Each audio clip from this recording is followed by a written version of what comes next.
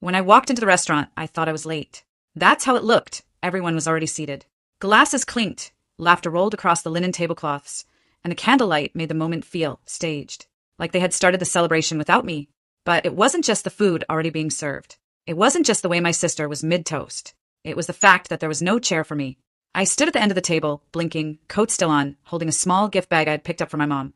Yes, my mother. Even though it was my birthday, there was one chair left, and it was filled by her purse. I stared. Everyone else didn't. Not really. One cousin smirked. My uncle looked down. My mom sipped from a wine glass and said calmly, "The floor suits you, doesn't it?" And then they laughed. The whole table. A burst of shallow, polite, we don't know what else to do laughter. My heart didn't drop. It detached. I heard the words. I felt the blood rush to my face. But what I really remember is the scraping of forks against plates. The clink of a bottle being uncorked. My sister, snapping a picture like nothing happened. I stood there for maybe 10 seconds. Maybe 20. No one stood up. No one pulled out a chair. No one said, "That's not okay." So I put the gift bag on the corner of the table, slowly without shaking, and said nothing. I turned around. Walked out. The last thing I heard was my mom's voice. So dramatic. Outside, the city noise rushed back like a wave. Cars. Horns. People laughing that weren't laughing at me. I walked 3 blocks before I realized I was still holding my coat in one hand. Still didn't cry. I stopped at a crosswalk and looked at my reflection in a shop window, makeup too carefully done, hair curled for the first time in weeks. That's the thing about the ignored, we overprepare. We hope, just once, they'll make space. That maybe this time they'll see us. But there was no seat. Not a mistake. A message. And I received it. Loud. Clear. Delivered with a wine glass and a smirk. That night, I didn't go home. I booked a room in a hotel with my emergency savings, sat on a white duvet cover with perfect hospital corners, and watched the city move under me. That's when I made the decision. No screaming. No revenge plan. Just a boundary. I turned off my phone, ordered room service, and rewrote the night, because I knew something they didn't. I wasn't just a girl without a chair. I was a woman who'd been building something quietly. And tomorrow morning, they'd see. My name is Janelle Moore. And from wherever you're watching this video, stay with me. Because when they told me the floor suits you, they didn't know I'd already built the stage. That restaurant moment, it didn't come out of nowhere. It was just the most public chapter in a story I've been quietly living my whole life. I was always the extra, the helper, the fill-in, the one who held the camera while my sister posed in a dress I couldn't afford, gifted to her by the same mother who once told me, "We can't spoil both of you." Claire, my older sister by 2 years, was the favorite, the golden child. She was praised for bare minimums. I was punished for showing emotion. When Claire brought home a B, they framed it as resilience. When I brought home an A-, I got a lecture about slipping. She could cry at the dinner table and be called sensitive. If I spoke too firmly, I was difficult. My mother used to tell me, "You're strong, Janelle. You don't need all the attention." What she meant was, you don't deserve it. It didn't start with birthdays, but birthdays were the worst. When Claire turned 16, she got a backyard tent party, catered food, live music. When I turned 16, a shared cake during her graduation party. Her friends sang louder than mine. I told myself I was imagining things, that I was lucky just to be included, that if I worked hard, showed up, and stayed quiet, I'd earn their love eventually. Spoiler, I didn't. I helped them when they needed money, covered rent when my mom got behind, proofread Claire's resume, drove her to interviews, co-signed her apartment when she couldn't qualify on her own. And each time, I told myself, this will be the one. The one time they say thank you. The one time they finally see me. The one time they let me sit at the center of the table, not off to the side. But last night proved what I should have accepted years ago. They didn't forget to set a seat for me. They chose not to. It was a joke to them. The floor suits you. My mother had said it with a smirk, sipping wine like she'd been waiting to deliver that line her whole life. And maybe she had. Maybe I was never the daughter she wanted, just the one she tolerated. The utility, the shadow that didn't talk back. Until now, because walking out of that restaurant didn't feel like a meltdown. It felt like liberation, like I'd finally stopped asking to be seen by people who refused to look.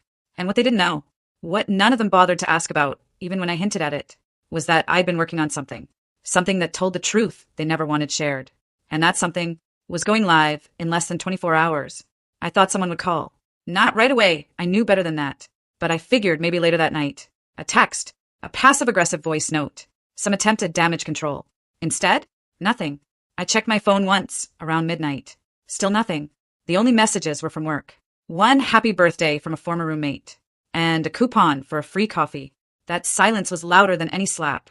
I stared at my phone, lit up against the dim hotel room, and realized they didn't just forget me. They didn't miss me. I could have vanished into the street and their night would have continued. Champagne, laughs, inside jokes I was never part of. And why would they call? I played my part too well. I showed up when no one else did. Paid for the birthday cakes when Mom forgot. Cleaned up the living room after family dinners. Listened to Claire cry over relationships. Only to be accused of being too judgmental when I offered honesty. They never saw me leave because they never really noticed I was there. So I stopped waiting.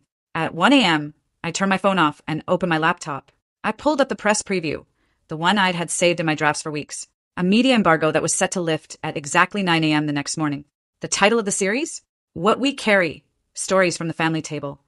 A 6-part documentary I co-produced, hosted, wrote. Not about my family exactly, but close enough to burn. Each episode told a story of emotional labor. The invisible child, the uncelebrated daughter, the caretaker treated like a convenience. We used actors, changed names, but the truth underneath? Mine. The last episode, that one was raw.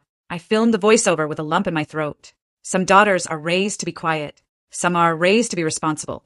And some are raised to disappear. At 9 a.m., the embargo would lift. The full series would stream. And my name, Janelle Moore, would be listed in the credits as creator and narrator. I didn't write it for revenge. I wrote it to survive. To tell the story I was never allowed to speak aloud at our table. To give the girl on the floor a platform. The girl they said the floor suits you too. She was about to be broadcast into living rooms across the country. And maybe, just maybe, the people who laughed while I stood empty-handed would finally see who they left out. And feel what silence really sounds like. The documentary wasn't some side hobby. It was everything I'd poured my soul into for nearly 2 years. Late nights after my corporate job. Weekends spent interviewing other women like me. Scripting voiceovers with shaking hands. Editing footage on a cracked laptop because all my money had gone to rent and helping the same people who forgot my birthday more than once. I pitched it under a pseudonym at first. Didn't want it to be about me. But the producers, real ones from a mid-tier streaming network, said my narration was what made it personal. Gave it depth. Gave it rage without violence. They offered me a contract. Then a full writing credit. Then, eventually, my full name in the credits. I hesitated, because even though I'd been invisible my whole life, part of me still believed they might finally see me if I just waited long enough. But that hope had died the moment my mother said, "The floor suits you." So I signed. And now, on the morning after my walkout, I sat on the edge of my hotel bed and watched the premiere notification light up. Episode 1 was already trending. The title card opened with a single line. Some daughters grow up loved. Others grow up useful. I watched the first 5 minutes, with the volume low. The reenactment, a family dinner. A daughter washing dishes while everyone else laughed in the next room. A mother saying, "You're too much, you know that?" I didn't need to watch more. I had lived it. I checked social media. Hundreds of shares. A growing comment thread. Women tagging each other. This is us. I feel so seen. Did you cry during episode 3? I cried during episode 3. Then I saw it. A local news station had picked it up. Streaming Spotlight. What We Carry explores unspoken family wounds. They used a still image of me recording voiceover, soft light, headphones on looking focused. It was a good shot. I looked strong.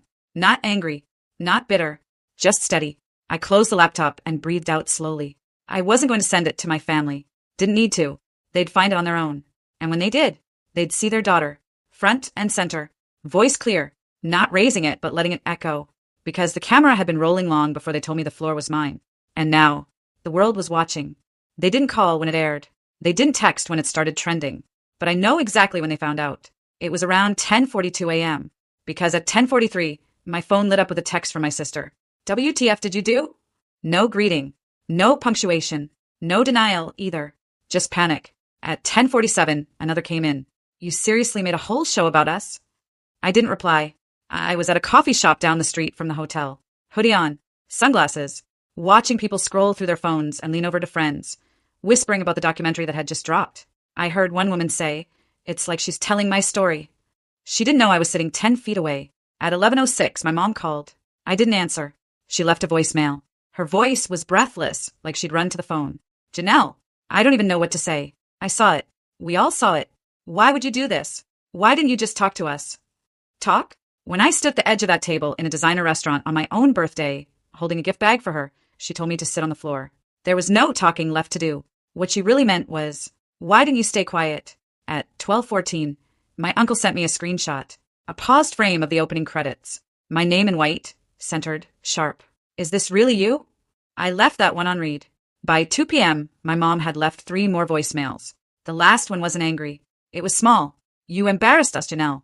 People at church are asking questions. Your aunt won't stop crying. I just don't understand what you wanted from all this. What did I want? Not much. Just to not be erased. Just 1 year where I didn't have to beg to be acknowledged. Just one birthday where I didn't get told to sit on the ground like a guest who overstayed her welcome. Instead, I gave myself the platform they never offered.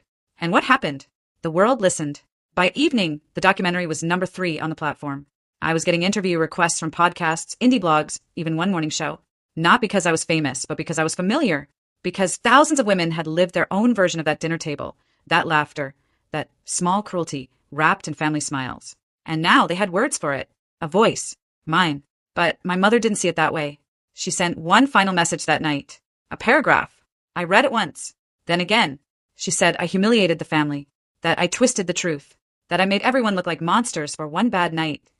Then, near the end, she wrote something that made me pause. You always needed more attention than the rest of us. I guess this was your way of finally getting it. That line, that was the whole point. She still didn't see it. Not after everything.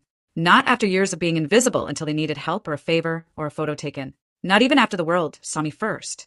So I did what I should have done years ago. I didn't defend myself. Didn't explain. Didn't fold back into the good daughter they thought they could guilt into silence. I blocked her number. And I exhaled. For the first time in decades, I wasn't waiting to be understood. I was just done. I used to think silence meant failure. That if I didn't reply, I was running away. That if I didn't explain, I was letting them win. That silence was weakness, a small life hiding behind a closed door. But now, I understand something they never taught me. Silence is an answer. And in my case, it was the only one they would ever hear. After I blocked their numbers, I didn't announce it. No dramatic post. No cryptic quote. No new era selfie with a caption about boundaries. I just vanished from their story. And for the first time, I started writing my own. I extended my hotel stay. Gave myself 1 week. 7 full days of zero obligations. No texts. No expectations. Just me, my breath, my thoughts, and the city buzzing outside a window that didn't frame my past. On the second night, I ordered takeout and watched the 3rd episode of my own documentary like I hadn't written it. Because in some ways I hadn't. That version of me. The one who had stood in that kitchen at 17, trying to explain why Claire's words hurt, only to be told, don't be so sensitive, she wrote it. The girl who stood in her bedroom while her birthday cake sat in the living room untouched because Claire was having a bad day. That girl finally had a microphone, and I didn't need to add a single word. The world heard her. By midweek, emails were flooding in from viewers. Women in their 30s, mothers in their 50s. A teenager who said she showed her dad episode 2, and he cried, really cried for the first time in her life. One message stood out. I thought I was crazy for how much it hurt to be the one no one saw. You put words to something I've been carrying for years. Thank you for not sugarcoating it. Thank you for letting it be ugly and real. That one made me cry. Not a sob, not a breakdown. Just quiet tears, gratitude, release. Because the biggest lie I had grown up believing was that my pain wasn't valid unless someone else confirmed it. That if they didn't admit to it, it didn't happen. But that's not how pain works. Sometimes pain is the room you're not invited into. The birthday toast that never mentions your name. The empty chair at a restaurant where you were the guest of honor. That pain doesn't need a witness to be real. And healing? Healing isn't loud. It's not always fire and revenge. Sometimes healing is eating a meal slowly, without waiting for someone to interrupt. Sometimes it's sitting in silence and not mistaking the quiet for punishment. Sometimes it's hearing your sister's name, trending next to yours, and not caring. She tried to respond, by the way. Claire posted a vague story about family drama and how some people will exploit anything for attention. I didn't watch it. A friend sent me a screenshot. I deleted it, not out of anger, out of freedom, because I was no longer performing forgiveness, no longer earning affection, no longer fighting for a seat at a table that was always going to be too small for me on purpose. By the end of the week, I had found an apartment listing. Small, private, bathed in morning light. I signed the lease because I didn't just want distance. I wanted space, to breathe, to write, to live without waiting to be chosen. And when the leasing agent handed me the keys, she said, "Do you need help carrying anything?" I smiled. "No," I said. "I've been carrying everything on my own for years. I've got it." I threw myself a birthday dinner, not the night of the restaurant. That day didn't count. That wasn't a birthday. That was a message, the last one I ever received from people who spoke in cruelty and called it tradition. This one was mine. It wasn't flashy. There was no guest list, no seating chart, no linen napkins folded into swans. Just 6 chairs, 3 friends, 1 long wooden table I rented for the night from a backyard garden space I found online. The lights were soft. Strings of bulbs hung overhead, the kind that glow like stars that stayed too long at the party. There was music, low and full of warmth. Nina Simone, Leon Bridges, a little Billie Eilish for the poetry of it, and me, in a burnt orange dress I bought just for the occasion. Nothing expensive, but it fit. It made me feel like a person who deserved to be seen. My friends brought dishes they made themselves. One brought candles. One brought flowers. One just brought her whole heart, and that was more than I'd ever gotten on any birthday before. We didn't make speeches. There were no toasts about surviving hard years or escaping toxic homes. We just ate, laughed, passed plates around like it was sacred.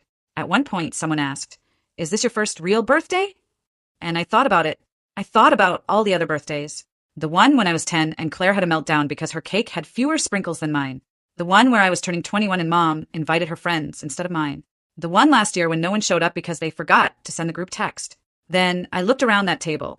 People who knew me, not just what I could do for them. People who didn't need explanations. Who didn't ask me to shrink so they could feel taller. I smiled. Yeah, I said. This is the first one that feels like mine. They didn't clap. They didn't pity me. They just smiled back. Like they understood the weight of that sentence without needing it spelled out.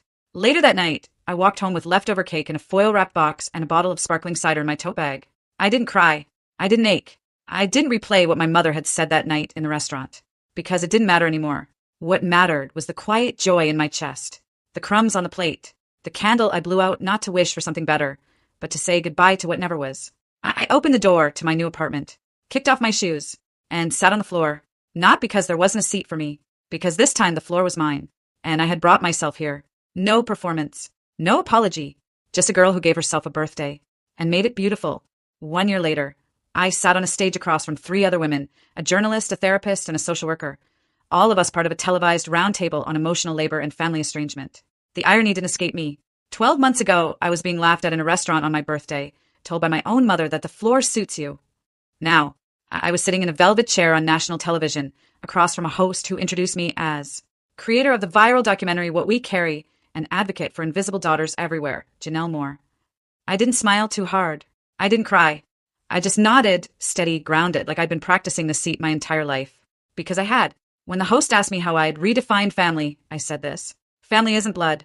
It's who sets a place for you, even when you're late, even when you're messy, even when you bring the truth to the table instead of the performance. Someone in the audience wiped their eyes. Someone else clapped softly. It wasn't a standing ovation. It didn't need to be, because I wasn't performing anymore. I was just telling the truth. When the taping ended, I walked out of the studio into a quiet hallway where the crew was already packing up lights and rolling up cables.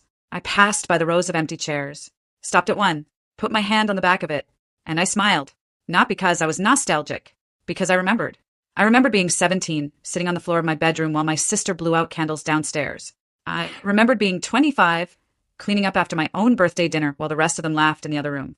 I remembered standing in that fancy restaurant, holding a gift bag like a question, and realizing they never planned to make space for me. So I made space for myself.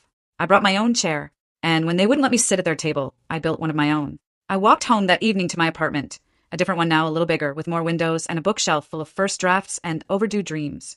There was no voicemail from my mother, no text from Claire, not because we'd made peace, because I had stopped asking them to be part of mine. I ordered dinner, lit a candle, ate at my kitchen table with music low in the background. And at the end of the night, I pulled out a single piece of stationery, just one. I wrote a letter to myself, not to send, not to post, just to read the next time I started doubting. It said, "They told you the floor suited you, but you knew better. You turned the floor into a foundation. You built a stage. You brought your own chair, and you sat in it, fully, finally, without fear." That letter sits taped to my fridge now, next to a photo from my last birthday, the real one, the one with the backyard table and the string lights and no one laughing at my expense. Just joy, just belonging, just peace, earned, quiet, and mine.